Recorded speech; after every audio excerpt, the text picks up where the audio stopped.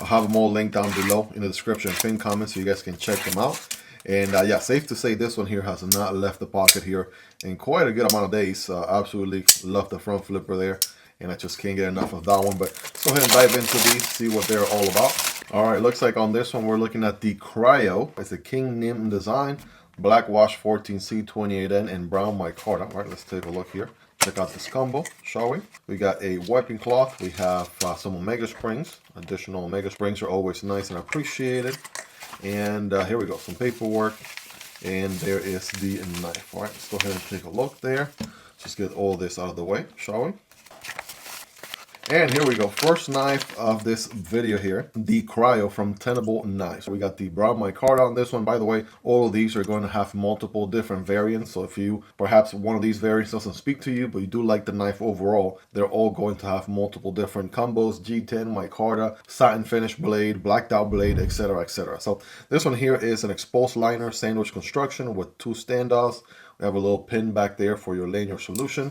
Deep pocket carry clip there that is reversible on the other side.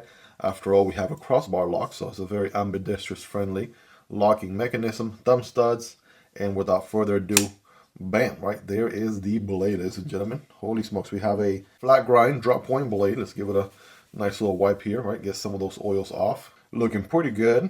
Again, the drop point crossbar lock recipe, right? The Benchmade bug out killer has been, out for quite some time. A lot of companies are taking their stab at the recipe here, and this one is no different.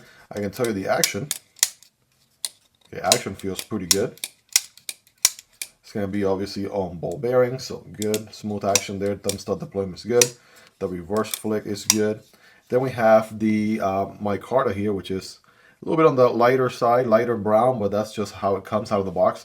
As you put more oils from your hands and, kind of use it more and more, right, it's going to get a darker brown color. So you basically get to, make it your own as you use the knife more and more throughout, everyday carry and such. I want to give you guys a few shots, right? Somebody said in a previous video, Miguel, you flipped the knife around too much. I don't get a chance to check out the video. Like, just put it down, set it down for a second. All right, fam, I got you. All right, take a look. Definitely a pretty clean design overall. We have this curvature right here, right? Good for your index finger. All other fingers follow suit. You could maybe forward choke a tad bit further up if you wanted to, but, just be mindful, right? Hammer grip, able to get a full purchase. Pretty good ergos. Love the Kansept Tenable pocket clip. Definitely pretty comfortable on hand, right? I'm going to give it a 9.5. Good solid 9.5 out of 10. And again, it is reversible.